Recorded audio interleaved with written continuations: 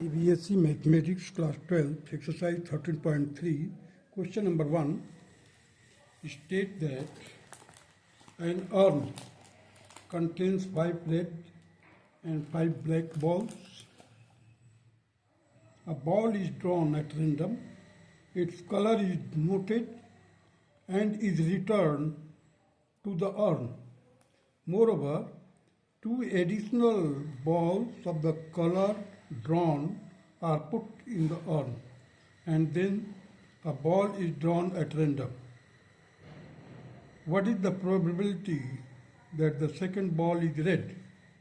अब देखिए इस क्वेश्चन में क्या है, क्या एक अर्न है, उसमें 5 रेड बॉल है, 5 ब्लैक बॉल है, और एट रैंडम एक बॉल उसमें से निकाला जाता है. जिस कलर का बॉल आता है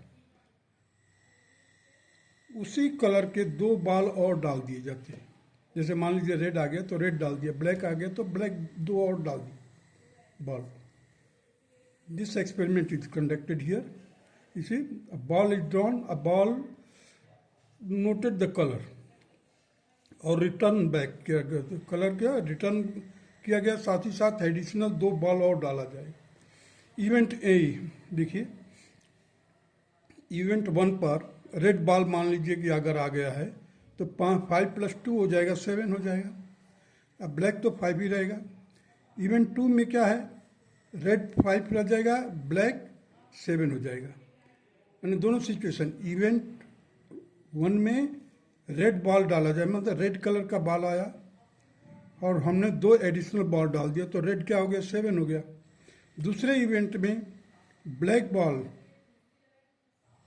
एक ब्लैक बॉल आया तो हमने क्या किया, उस बॉल को तो रिटर्न किया ही किया, साथ ही में 2 एडिशनल बॉल डाल दिया. So let us start. Event 1 देखिए, red ball black ball. Probability of E1 means event, that is 5/10. देखिए 5 और 5 दोनों है, 5/10 दैट इज 1/2. E2 इवेंट में भी 5/2, 5/10 दैट इज 1/2. अब देखिए यहाँ पर है probability of R/E means E is event, E is given, that is R second drawn ball is red. अगर सेकेंड बॉल जो ड्रॉन किया गया है वो रेड है, उस समय probability of R/E1 will be equal to 7/12. 7/12 हो जाएगा, क्योंकि ये 7 + 5 12 हो जाएगा, तो 7/12 हो जाएगा. रेड कलर का आता है. उसी तरह से चलिए इवेंट 2 पर black ball, probability of E2 event will be equal to 5/10 that is 1/2, and probability of R/E2 will be 5/12. अब हमने रेड को लेकर के चला है. इवेंट 1 में first drawn ball is red. Event 2 में क्या है, first drawn ball is black. अब इवेंट ई में 7 कलर हो जाए, 7 रेड बॉल हो जाएगा, 5 ब्लैक बॉल हो जाएगा. इवेंट 2 में 5 रेड बॉल हो जाएगा, 7 ब्लैक बॉल हो जाएगा. So theorem of total probability will be like this. Probability of R means red colour का बॉल जो है, that will be the probability of E1 into probability of red by event 1 plus probability of E2 into probability of red by E2. So here it is 1/2. Probability of R/E1 is 7/12, and probability of E2 that is 1/2, and probability of R/E2 is 5/12. That is equal to 1/24. हमने common ले लिया है. देखिए यहाँ पर भी 24 है, इधर भी 24 है, डिनोमिनेटर में 1/24 बाहर ले लिया. 7 + 5 that is 12/24 that is 1/2. And this will be the required answer of question number 1. Now come to the question number 2. Question number 2 states that a bag contains 5 red and four red and four black balls. Another bag contains 2 red and 6 black balls. One of the two bags is selected at random and a ball is drawn from the bag which is found to be red. Find the probability that the ball is drawn from the first bag. अब there are two bags, देखिए अब bag 1 में भी 4 red है 4 black है, तो अब bag का जो हम प्रोबेबिलिटी लेंगे बैग 1 बैग 2 दो ही है, तो प्रोबेबिलिटी ऑफ E1 और probability of E2 both will be equal to 1/2 1/2. No probability of R/E1 means red ball के लिए लिया जा रहा है, that is 4/8, that will be equal to 1/2. Ball drawn ball is red, तो प्रोबेबिलिटी ऑफ E1/R हमें workout करना है, निकालना है. Probability of R/E2 that will be equal to 2/8. दूसरे बॉल में बैग में 2 and 6 है, 2 रेड है 6 ब्लैक बॉल है, so probability of red upon E2 that will be equal to 2/8, so it will be equal to 1/4. अब हम इसको substitute करेंगे बेस थ्योरम में. क्या है बेस थ्योरम? देखिए ये जो चीज़ दिया हुआ है प्रोबेबिलिटी ऑफ E1/R हमने यहाँ पर लिख दिया इसको. अब जो कलर का है रेड है तो रेड के तरफ से प्रोसीड करेंगे हम. इवेंट 1 देखिए probability of E1 into probability of R/E1 whole divided by probability of E1 into probability of R/E1 plus probability of E2 into probability of R/E2. इसको सब्स्टिट्यूट किया, देखिए वैल्यू हमने रखा 1/2 इंटू 4/8, 1/2 इंटू 4/8 और 1/2 you can write down here in the denominator the same thing. जो numerator में है वही चीज़ यहाँ पर लिख दिया जाएगा, प्लस अब आ जाए इवेंट 2 का probability of E2 that is 1/2, probability of R/E2 that is 1/4. Further solve किया, अब देखिए 1/2 1/2 1/2 मैंने कैंसिल कर दिया, इधर बचा है 1/2, इधर 1/2 इधर 1/4. इसको सॉल्व किया 3/2 आएगा. So this will be inverted, 2/3 हो जाएगा. This will be the required answer of question number 2. Now come to the question number 3.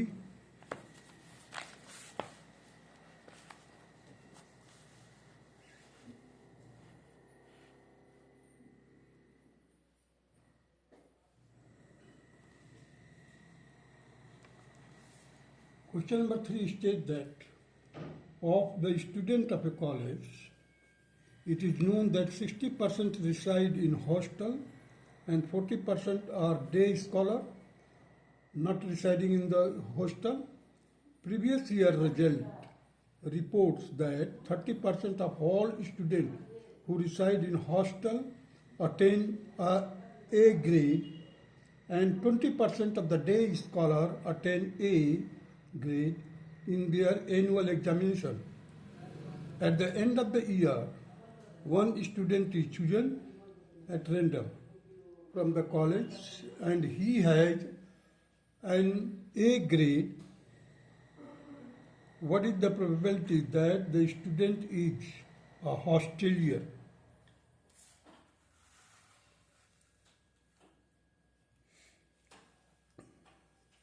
अब देखिए हॉस्टल में है तो उसको हॉस्टेलियर कहा जाएगा, और जो नॉन हॉस्टेलियर है और डे स्कॉलर है तो हमने हॉस्टल वाले को H रिप्रेजेंट कर दिया, नॉन हॉस्टल वाले को हमने B से कर दिया, H at B. So the probability of H will be equal to 60/100. It is already given that 60%. So it will be 60/100. Probability of B will be equal to 40/100. here the probability of A by H. A क्या है? A student secured A grade. So जो secured किए हैं तो that has been represented by A. A by H will be equal to 30 by 100. Similarly, now come to the non-hostelier or day scholar. This is B. The probability of B is 40 by 100. It is given. Probability of A by B, that is 20 by 100. 20 by 100 means grading जो आती है, जो day scholar हैं उनके लिए grading है 20%, that is 20 by 100. A represent the grade. Student secured A grade. We have to work out the probability of H by A. These things we have to work out. So, applying Bayes theorem, probability of H by A, probability of H by A, अब देखिए यहाँ पर probability of H लिख दिया, फिर probability of A by H, देखिए यहाँ से probability of H पहले लिखा, न्यूमरेटर है, न्यूमरेटर का पहले लिखा, फिर denominator by P by H, sorry A by H, whole divided by probability of जो न्यूमरेटर पार्ट है सेम एज इट इज यहाँ पर लिखेंगे आप, प्लस बी वाले का सेकेंड इवेंट का, that is probability of B into probability of A by B. So 60 by 100 into 30 by 100 whole divided by 60 by 100 into 30 by 100 plus 40 by 100 into 20 by 100. Further solve किया इसको, देखिए 100 100 दो है 100, यहाँ से हमने दोनों जगह से कॉमन ले लिया, 100 इंटू 100 100 इंटू 100 निकाल कर कैंसिल कर दिया. So we are left with numerator में क्या है 60 into 30 whole divided by 60 into 30 plus 40 into 20, that will be equal to, अब 0 0 कैंसिल कर दिया, 2 0 ऊपर से निकाला, 2 0 नीचे से निकलेगा तो कॉमन जाएगा, तो हमने निकाल दिया 18 by 18 plus 8, that will be 18 by 26, it will be equal to 9 by 13, and this will be the required answer of question number 3. Now come to the question number 4.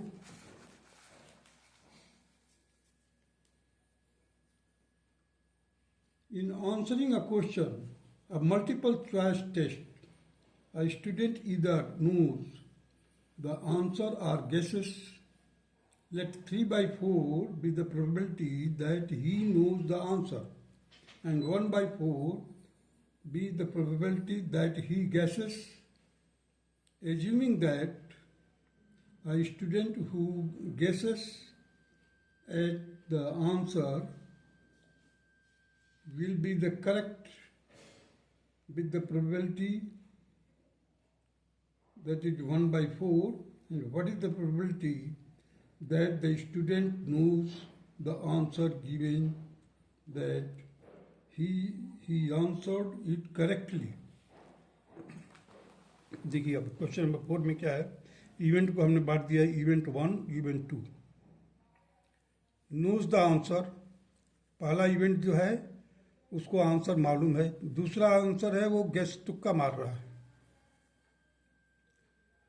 हो सकता है तुक्का में भी सही आए. तो देखिए probability of E1 that is 3 by 4, probability of E2 means 1 by 4. अब correct answer C stand for the correct answer. अब करेक्ट आंसर अगर वो जानता है तो करेक्ट आंसर ही देगा, that is why it is that will be the 100% correct. So here it is 1 answer correctly. Here P probability of C by E2. C by E2 means correct answer आने का, C by E2 का मतलब correct answer आने का दिया हुआ है कि 1 by 4 है. कब? जब तुक्का मारेगा उसने, तब उसके लिए क्या है 1 by 4 है. Applying the Bayes theorem, probability of E1 by C, event probability of E1 by C, that will be equal to probability of E1 into probability of C by E1 whole divided by probability of E1 into probability of C by E1 plus probability of E2 into probability of C by E2। अब देखिए जो numerator है वहाँ पर हमने numerator का हिस्सा रखा है यहाँ पर डिनोमिनेटर में भी, और प्लस ये चीज़ इसका लिखा देखिए 1/4 इंटू यहाँ पर देखिए 3/4 हो गया आपका probability of E1 into probability of C/E1। C/E1 का मतलब करेक्ट आंसर देने का, जब उसको मालूम है तो करेक्ट आंसर देगा, so that will be the 100% correct. So 3/4 into 1 whole divided by 3/4 into 1 plus 1/4 into 1/4, it will be equal to 3/3 plus 1/4। So it will be equal to, solve दिया, it will be equal to 3 into 4 divided by 13 and that will be equal to 12/13 and it will be the required answer of question number 4. Now come to the question number 5. A laboratory blood test is 99% effective at detecting a certain disease when it is in fact present. However, the test also yields a false positive result for 0.5% of the healthy person tested. That is, if a healthy person is tested, then with the probability 0.005, test will imply that he has disease. If 0.1% of the population actually has the disease, what is the probability that a person has the disease given that his test result is positive?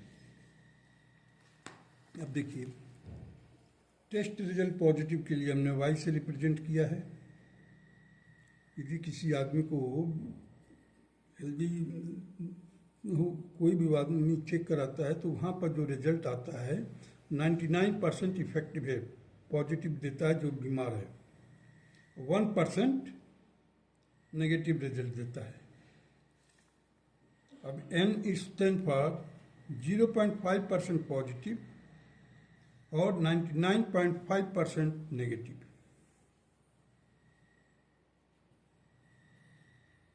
So disease जिसको है उसके लिए हमने क्या लिया है, Y. No disease के लिए हमने एन लिया है। So the probability of Y is equal to 0.1% and probability of no disease that is 99.9%, means 1 से माइनस कर दिया। अब आ जाइए यहाँ पर देखिए टेस्ट रिजल्ट पॉजिटिव होता है तो हम लेते हैं इसको T/Y, यहाँ पर है T/N। टेस्ट रिजल्ट पॉजिटिव होता है तब उस समय 99% है, और T/N that is 0.005। So applying the Bayes theorem, अब देखिए यहाँ पर y/t हमें वर्कआउट करना है, y/t हमें वर्कआउट करना है।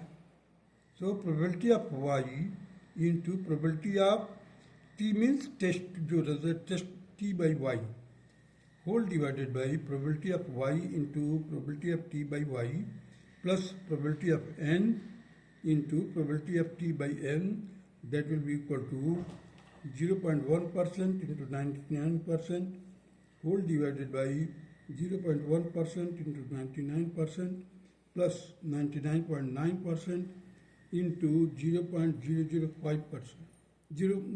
0.005, it is not percent, so it will be equal to 0.001 into 89,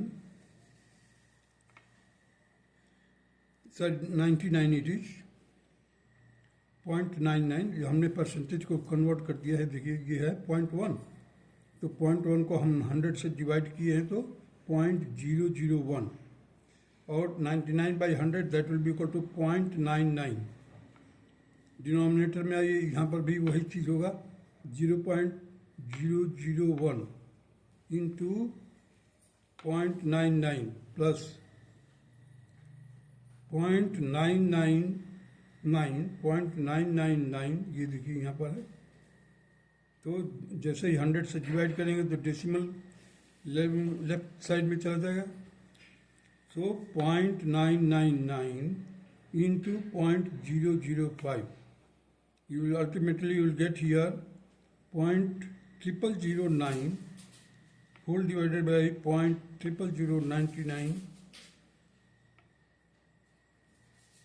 It should be 9 only.